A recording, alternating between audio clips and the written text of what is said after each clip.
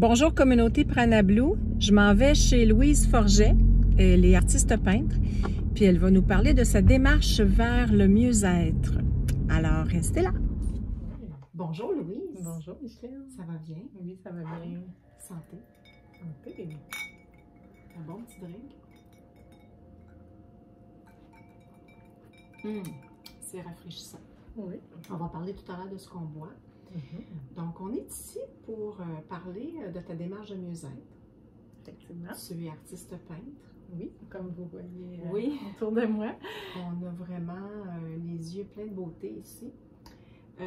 Mais dis-moi, c'est pas ton métier premier. Oh non, moi Okay. je suis une multipotentielle. Donc, j'ai fait plusieurs métiers, plusieurs travails. Puis il y avait toujours quelque chose en dedans de moi qui manquait. Donc, puis avec l'art, c'est devenu un mode de vie, donc plutôt qu'un travail. C'est vraiment un mode de vie créatif que je suis, dans lequel je suis embarquée. Mais tu étais très loin de ça parce que toi, tu as commencé ta carrière dans l'armée. Oui, j'ai quitté la maison à 16 ans pour le collège militaire. Oh. Fait que j'ai étudié en histoire. Et en français à Kingston, au collège militaire. Puis je me suis ensuite embarquée comme navigatrice aérienne. Donc, je gérais les systèmes de navigation et de communication à bord des avions de patrouille maritime, chasseurs de sous-marins sur la côte ouest canadienne, donc sur l'île de Vancouver. Donc, on est loin de la peinture acrylique. Oh, le plus loin qu'on puisse imaginer, parce que oui, j'avais appris à peindre, moi, à 14 ans, avec Madame Harding, de 84 ans, de Val-Bélair, les vendredis soirs, et j'avais vraiment aimé ça. Mais pendant plusieurs années, je m'étais éloignée de ça parce que j'étais une carriériste militaire et je voulais voyager, je voulais faire plein de choses. J'ai trippé ma vie. J'ai travaillé pour la lieutenant-gouverneur de la Colombie-Britannique. J'ai été dans le Grand Nord. J'ai été déployée aux Émirats arabes unis juste avant la guerre en Irak. Quand même, tu n'étais pas vieille, là. Non. J'avais 21 ans. Parce que sur le collège militaire, c'est 4 ans. Après ça, 2 ans de formation. Après ça, c'est ça. J'ai été un peu partout sur la planète, là. Dans mes capacités militaires. C'est un travail passionnant. J'ai vraiment trippé ma vie avec tout ce que j'ai fait. C'est un milieu d'hommes. Oui, bien sûr. J'étais la seule femme sur 70 personnels aériens. Oui, il fallait que je fasse ma place. Il fallait que je sois pas trop émotive non plus. Il fallait que je sois très cérébrale, cartésienne. Qui, on s'entend, est à 180 degrés du travail hyper sensible d'être artiste peintre. Et qu'est-ce qui a fait que tu as quitté l'armée?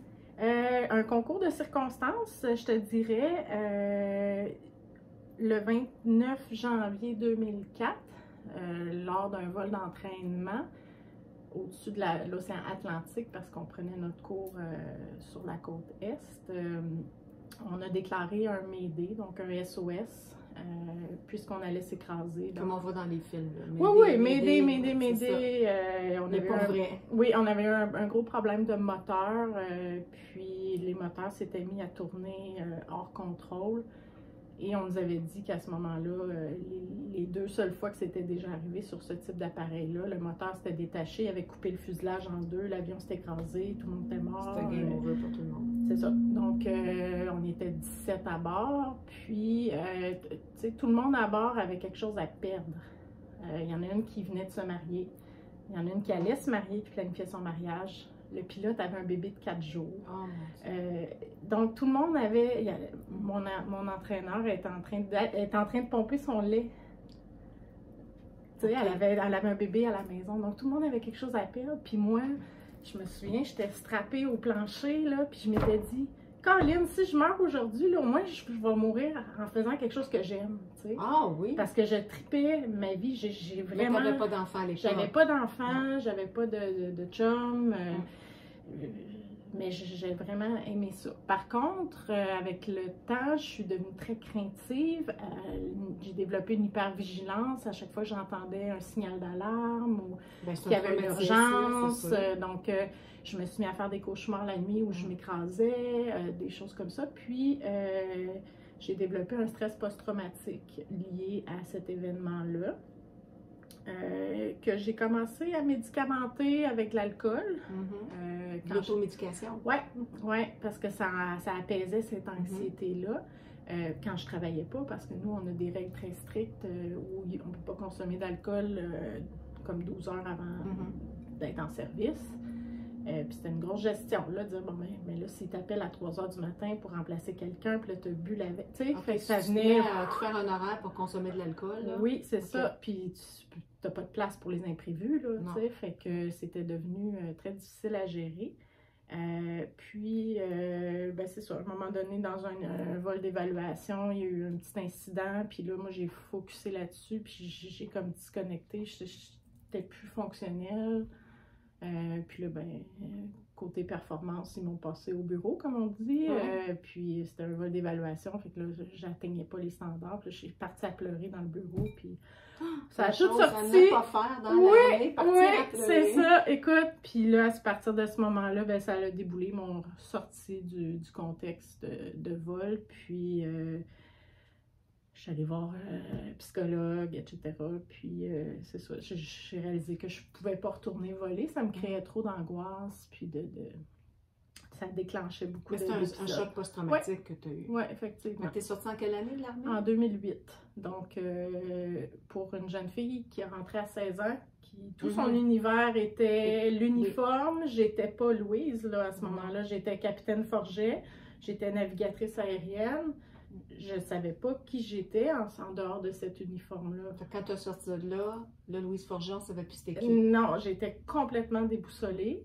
Je suis allée suivre une formation de conscience de soi à The Haven, qui était un centre de développement personnel là, proche de l'île de Vancouver. Et c'est là que j'ai eu beaucoup de révélations sur qui j'étais en tant que personne, en tant qu'être humain. Non pas définie par mes rôles, mais par qui je suis dans mon essence. Puis, quelque chose qui s'est révélé aussi encore plus avec l'art. Parce qu'avec l'art, on apprend à savoir qu'est-ce qui nous plaît, qu'est-ce qui nous plaît moins, ce qu'on a envie de découvrir. Comment faire ce choix-là. Oui, et puis comment on est dans notre art, où sont nos peurs, où sont nos craintes, comment... On se sort des impasses, qu'est-ce qu'on ose créer. On ne peut pas se mentir là, devant la feuille de papier parce que c'est à nous qu'on se parle. C'est tellement vrai. Oui. Parce que je peins aussi, donc oui, on s'est rencontrés en cours de peinture. Dans un atelier. Et l'autre jour d'ailleurs, quand je te parlais de mettre du noir, je te disais à quel point ça me faisait peur. Donc j'étais confrontée à une peur. C'est un petit peu le miroir. Le canevas est un peu notre miroir. Et là, bon, tu as quitté l'armée et tout ça, mais tu avais développé quand même une petite dépendance à l'alcool. Ben, en fait, non, je te dirais quand les choses se sont stabilisées, puis je été sortie de ce contexte-là, j'ai commencé à moins boire, puis surtout que je suis revenue au Québec, j'ai rencontré le père de mes enfants, j'ai eu 2 enfants. Tu as eu 2 enfants. Ouais. Puis là, ben, tu peux pas boire quand tu es enceinte. Puis j'étais dans une autre vibe, donc ça allait bien. Puis quand ça va bien, ben, on consomme les fins de semaine. Puis, tu sais, rien de socialement. Pour le plaisir de. Oui, c'est ça. Puis j'avais réussi à calmer mes démons, comme on dirait. Oui. Puis je me suis séparée en 2016. Et là, oulala, encore une fois, c'est l'anxiété qui est remontée. Et j'ai commencé à boire un verre de vin tous les soirs, puis c'était 2, puis c'était 3, puis pour essayer de calmer cette... c'est ça. C'était plus pour le plaisir, c'était pas pour accompagner un bon repas, c'était vraiment pour calmer ton système nerveux. Oui. Et là, évidemment, on a un petit drink, là, les gens vont dire pas de l'alcool, puis c'est un gin. En fait, j'ai du Bobli ici à la pêche, puis tu nous as servi un gin sans alcool. Oui. C'est le HP Juniper. Donc, c'est un... Qu'on achète, tu dis? Oui, moi, je l'ai acheté au Provigo, mais il y en a plusieurs. Puis, en fait, il infuse les mêmes choses comme la rose, l'hibiscus, l'eucalyptus, concombre, baie de génévrier, fleur de sureau, violette. pas dans le gin, là, dans de l'eau. Donc, tu as les mêmes aromates, mais sans l'alcool. C'est vraiment délicieux. Puis évidemment, l'été, c'est rafraîchissant. Oui, effectivement. Puis je me sens pas privée du tout. Là, non, pas du tout. Fait que là, toi, tu as réalisé à un moment donné que l'alcool était devenu comme ton automédication, ta béquille. Oui. Bon, fait que tu n'as jamais fini la phase dans le gazon, là, mais je veux non, dire, parce que tu le gérais, là. Oui, c'est ça. Puis, tu sais, je travaillais en même temps, mais ouais, c'est ça. Tous les soirs, je buvais, puis je rencontrais un homme qui sortait lui aussi d'une relation plus difficile. Puis, tu sais, on s'est rencontrés là où est-ce qu'on passait nos soirées sur la galerie, à boire, à fumer, parce que je fumais aussi. Oui, hein. c'est ça. Quand je t'ai vue, je me souviens plus, je t'ai vue, je pense, cet hiver, en tout cas, on était encore en pandémie. Et tu étais venue chez moi, je pense, chercher quelque chose et tu as dit « J'ai arrêté de boire de l'alcool et j'ai arrêté de fumer. » Oui. Et là, tu sais, moi, je t'ai connue il y a quelques années. Je te trouvais très gentille. Je te trouvais quand même très effacée. Et là, je te trouve rayonnante. Tu as une super belle peau. Tu respires la santé. Est-ce que tu as arrêté ça tout seul ou tu es allée te chercher de l'aide? Okay. J'ai fait une première tentative en janvier l'année passée. J'ai fait le mois sans alcool. J'ai vraiment vu que c'était super. Ça. Et pendant l'été, ben non. On continuait notre mode de vie 5 à 7. Puis, tu sais, c'était pas... Tu sais, j'ai pas eu, comme tu dis, des phases en gazon. Par contre, je me rendais compte que j'étais plus amorphe. Que j'avais une espèce de brouillard mental qui s'installait. Il m'en manquait des bouts le lendemain. Je me souviens plus de quoi j'avais discuté avec mon conjoint. Tu sais, ce genre de choses-là. Puis là, j'étais comme, écoute, on a-tu couché ensemble hier ou pas? Tu sais, ce genre de choses-là, tu dis, ben voyons donc, tu sais. Quand tu te souviens plus de ça, là, ça commence à être un problème. Effectivement. Puis, j'avais aussi vu mon médecin. J'avais des petits problèmes de santé qui s'installaient au point de vue de la pression. Puis là, j'ai fait comme... Là, mes enfants commençaient à ressentir que je m'isolais parce que j'allais dehors fumer, j'allais dehors prendre un verre, puis je m'éloignais d'eux en soirée parce que j'allais toute seule sur la galerie. Puis, tu sais, à plusieurs reprises, mon plus vieux était comme « Arrête de fumer, c'est pas bon pour toi. » Il avait même pris mes cigarettes, il les avait cachées. OK, ça a dû venir te chercher. Ouais, ça me tordait le cœur dans le broyeur, là. Fait que j'ai regardé les différentes sources d'aide comme les AA, ces choses-là, puis là, on était en temps de pandémie, j'étais comme, des meetings virtuels, puis tu sais, je voulais pas me mettre cette étiquette-là parce que, bon, moi, j'ouvrais une bouteille de vin, on commençait à midi, là, je travaille de la maison, c'est correct, un petit verre l'après-midi, après ça, bon, en préparant le souper, après le souper, là, c'est rendu qu'à 9h, 10h, j'avais fini une bouteille d'1 litre à tous les jours. Là. À tous les jours, mais tu t'identifiais pas comme une alcoolique. Non, parce que j'étais pas saoule, tu sais, mais l'accumulation faisait que j'étais, fait que je dirais que c'était comme une zone grise, tu sais. Puis, tu sais, planifier tout ce que je faisais en fonction de j'ai-tu de l'alcool à la maison, OK, il va falloir que je passe par la SAQ, ou ah non, OK, je peux pas conduire pour aller chercher une autre bouteille de vin, il va falloir que j'aille un pied au dépanneur.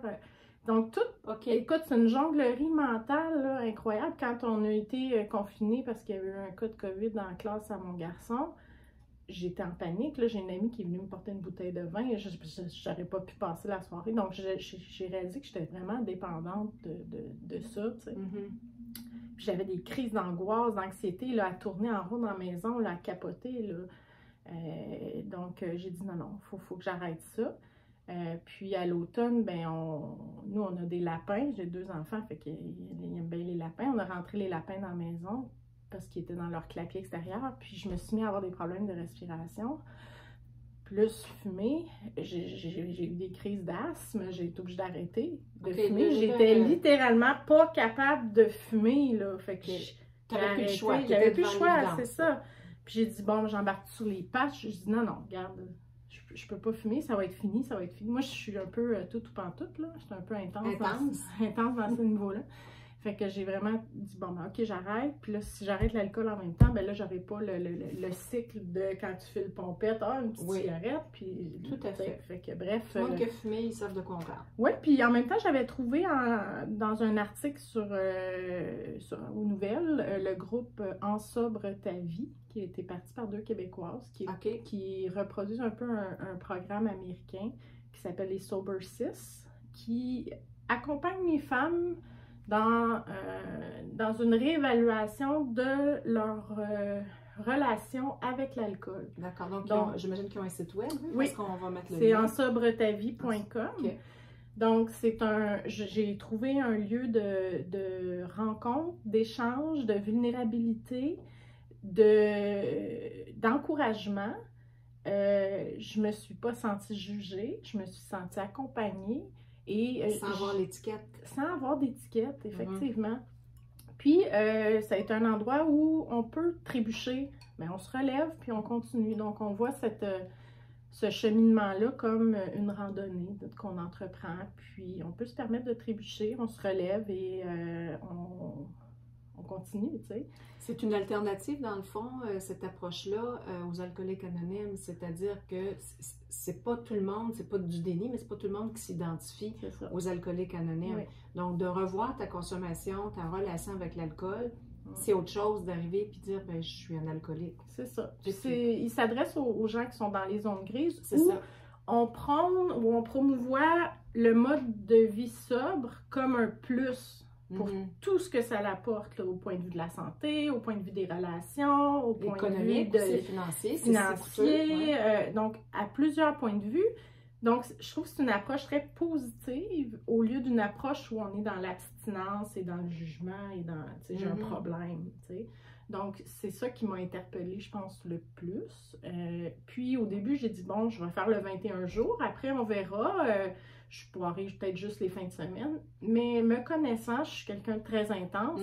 Ça devenait difficile à gérer cette modération-là parce que là, tu te dis, bon, ben j'en prends juste la fin de semaine. Ah oui, mais là, on a un week-end de filles, puis là, ça va être le jeudi soir. Est-ce que j'en prends pas? Ça fait partie du week-end. Oui, mais c'est la semaine. Ou une sortie. Ou... Hey, c'était rendu compliqué. Fait que quand tu dis, non, j'ai un plan, j'amène mon gin sans alcool, j'amène ma bière sans alcool, t'as pas à te casser la tête à dire je vais boire, je vais pas boire. Je vais juste pas boire. Ça fait juste pas partie de ta vie. Non, puis de voir tout l'impact positif que ça apporte. Là, ça fait 7 mois là, que je suis... C'est ça que j'allais te demander. Ouais, ça va faire 7 mois le 28 que je suis sobre. Je vois tellement de positif que j'ai comme juste pas envie de revenir à l'autre, justement parce que j'ai cultivé ce positif-là, tout ce qui s'est ensuite avec... Bon, ma pression qui s'est stabilisée. Oui. Mon teint. Ah, ton teint. J'avais un teint, j'avais fait une petite vidéo avant-après. Là, j'avais les yeux éteints, j'avais comme un voile gris, jaune sur la face. J'ai eu comme un regain c'est ça, c'est un brouillard qui s'est levé dans tout mon cerveau aussi. L'anxiété qui a complètement ben non, pas complètement, mais parce que j'en ai toujours, mais ça fait partie de ta vie. Ça fait partie de ma vie, mais je n'ai plus de crise d'angoisse, crise de panique. C'est beaucoup plus facile à gérer à ce moment-là. Là. Et donc, vu que le brouillard s'est levé, ta créativité a explosé. Oui. Et là, tu peins de plus en plus. Oui. Je sais que, bon, tu es de Saint-Bruno, et puis il y a le petit restaurant Merkina, il y a les boîtes, c'est pas des boîtes à fleurs, c'est En fait, c'était des bancs qui sont maintenant utilisés pour tenir les poteaux de la terrasse. C'est ça. C'est des fleurs que j'ai fait... Sur Montarville, au coin de Clairvue, c'est toi qui as peint ça. Oui. Évidemment, dans la vidéo, on va montrer plein de tes œuvres, donc tu travailles de plus en plus, tu t'investis de plus en plus dans ton art, tu as un site web. Oui. louiseforgetart.com et là, oui, j'ai découvert TikTok, je te montrais ça tout à l'heure. Oui. J'ai tellement de fun parce que c'est authentique, c'est moi dans toutes mes niaiseries, dans toute ma sensibilité. Puis j'ai envie de partager ça avec les gens, que c'est correct d'être flyé, c'est correct de pas être parfait, c'est correct de juste essayer. De juste essayer, puis de s'amuser, puis pour moi, c'est les fleurs. Donc, peu importe ce que je fais, je vois des fleurs, puis, tu sais, on dit, bon, tout l'art n'est pas du bon art, mais tout l'art a sa place, tout l'art a besoin d'être créé. Tout à fait. Puis c'est pas nécessairement dans le but d'aller au musée des beaux-arts, de l'exposer. Puis là, tu fais des ateliers aussi avec des enfants, avec des adultes. On en a fait un vendredi soir dernier chez toi. Oui. On était 6, je pense, au total. On s'est bidonnés, on a ri. Et tu m'as fait essayer du noir. J'ai jamais voulu commencer une toile avec du noir. Et puis là, tu m'as complètement déstabilisée. C'est ça qu'il faut. Et puis, sincèrement, oui, parce que c'est la toile que j'ai terminée le plus rapidement à vie. Excellent. Donc, c'est cette notion-là qui m'échappait, que tu m'as un petit peu encouragée, je suis contente entre parenthèses forcées, à expérimenter. Je trouve, j'ai toujours trouvé que ce que tu faisais, c'est très beau, point de vue artistique, mais dans les dernières années, on voit maintenant que tu y es vraiment investi. On le voit dans ce que tu crées, on le voit dans... Bon, tu as des cartes aussi, des cartes de web, sur le site web, j'imagine que tu y es. On voit comment maintenant tu n'as pas peur d'essayer différentes choses et puis ça paraît dans tes réalisations. Il y a des super belles cartes ici, des petits... Ça, c'est des cartes d'affirmation créative que j'ai faites, un peu abstraites, avec des messages. Là, je les avais fait en anglais pour le compte TikTok, mais bon, sois ton meilleur allié, je suis suffisant, je suis assez. Ça, c'est un style que j'ai jamais vu chez toi. C'est vraiment quelque chose de très différent. Ah, écoute, ça, je faisais juste mettre des marques, des couleurs qui m'attiraient, puis d'essayer... C'est très géométrique, alors que ce que tu fais d'habitude est moins géométrique. On peut voir ici, c'est plus fort que moi, il faut que je le montre. C'est vraiment tellement beau. Donc, vous remarquerez que je peins beaucoup des fleurs, puis la raison pour ça, je pense que suite à la sortie de l'uniforme, c'est un côté féminin que je me suis permis d'explorer. J'ai commencé à me maquiller, à mettre du vernis, des bijoux, des choses que je... vernis bleu, oui! En plus. fait que c'est ça, les fleurs, pour moi, ça représente toute cette vulnérabilité-là, cet espace féminin, sacré, que je ne m'étais pas permis d'explorer. Pas dans l'armée, certainement. Si tu voulais être efficace, puis tu voulais aussi faire ta place dans un milieu d'hommes. Donc, évidemment, là, ce monde artistique-là te représente beaucoup plus. Oui, vraiment. Tu es heureuse là-dedans. Je me découvre à chaque jour, puis j'ai pas fini de me découvrir. Étant multipotentiel, moi j'explore quelque chose, puis là quand j'ai saisi, c'est comme ok, bon, j'ai vu tout ça, qu'est-ce que je peux faire? Fait que là je change de médium ou je change de type de sujet, donc je vais vraiment, puis en art, sky's the limit, là, je peux explorer toute ma vie, donc j'ai un style bien à moi, mais en même temps, ça change, ça évolue. Ça passe toujours un peu par les fleurs. Ouais. Puis, tu sais, là, c'est sûr qu'on voit peut-être des feuilles. Là, ici, ça a l'air un peu botanique, mais c'est très géométrique. Je trouve ça bien intéressant. On voit que tu n'as pas peur d'explorer. Puis, tu as aussi plus de temps à y consacrer parce que c'est sûr que quand tu es un petit peu imbibé d'alcool, tu n'es pas ivre-morte, mais tu es un peu imbibé d'alcool, ton énergie n'est pas là. Non. Puis, avant aussi, tu sais, quand tu fumes, quand tu bois une bouteille par jour, ça revient à coûter cher, hein? Oui. Donc, avec cet argent-là gagné, ben, ça m'a permis Tu peux aller chez H&M et au Nord de Serre puis t'acheter plein d'affaires. Oui, et je peux me permettre d'arrêter mon emploi. Je travaille en restauration. J'ai arrêté mon emploi pour travailler à la maison. Donc, j'aurais pas pu me permettre ça. Et donc, te consacrer à ton art. Oui, effectivement. Oui, c'est vrai que l'impact financier de consommer la cigarette, c'est très cher, là. Mais l'alcool aussi, là, c'est surtout, tu dois t'assurer que tu n'en manques jamais, puis c'est régulier. Combien ça coûte le petit gin sans alcool? Les gens voudront peut-être savoir. Je crois qu'il était 22. Si on en met un tout petit peu là, dans puis on s'entend que j'en bois pas tous les jours. Là. Tu sais, au début, oui, quand on fait la transition, là, ça te prend toujours un verre à la main, puis on cherche des alternatives sans alcool, on se fait des cocktails, des bières sans alcool. Donc oui, ça coûte un peu plus cher au début, ou c'est à peu près l'équivalent, peut-être un peu moins. Parce qu'on a besoin de ça, mais à mesure que ça s'installe, ce mode de vie-là, ben moi, sur ce que je bois surtout, c'est de l'eau pétillante. Des fois, je mets juste un petit peu de jus dedans, Puis la semaine, c'est ça que je bois, ou je me fais une tisane. Ou un verre d'eau, ça peut faire la job aussi. Ouais, mais j'aime bien le petit pétillant, là, tu sais, ça donne la petite intensité. Maintenant, il y a tellement d'options. Ouais. On a l'air de faire de la pub de Bobby, là, mais il y a tellement... Il y a les AHA aussi. Oui, que tu avais l'autre jour, oui, c'est très bon. Le AHA et non pas AA comme... Oui, c'est les AA. C'est ça. Donc ça, moi j'aime bien la bière sans alcool, genre choix du président, très bonne, mais la compagnie Bockel fait aussi beaucoup de bières sans alcool.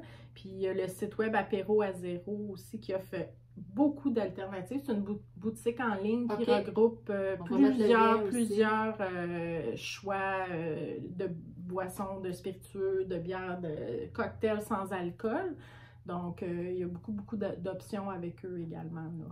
Puis c'est sûr qu'on n'est pas là pour faire la morale à personne. Je veux dire, si les gens veulent consommer de l'alcool, c'est correct, ça leur appartient. Ouais. Ce que je trouve intéressant, c'est de voir l'impact positif que ça a eu sur ta vie, sur ton physique, sur ton processus créatif. Effectivement. Puis je veux te remercier parce que c'est pas facile de parler de ça, c'est encore assez tabou. Effectivement. Et puis tu es très ouverte. Je me souviens quand tu étais venue chez moi, tu me l'avais dit comme ça, puis j'avais trouvé ça très courageux. Puis on sait pas, peut-être que les liens qu'on va mettre, autres que faire découvrir ton art qui est magnifique, peut-être ce seront des liens qui pourront aider quelqu'un qui aura besoin peut-être de revoir sa relation avec l'alcool. Oui, puis comme moi j'avais mis ça sur mon Facebook, j'avais fait un avant-après avec la photo, puis je m'étais ouverte un petit peu à ça.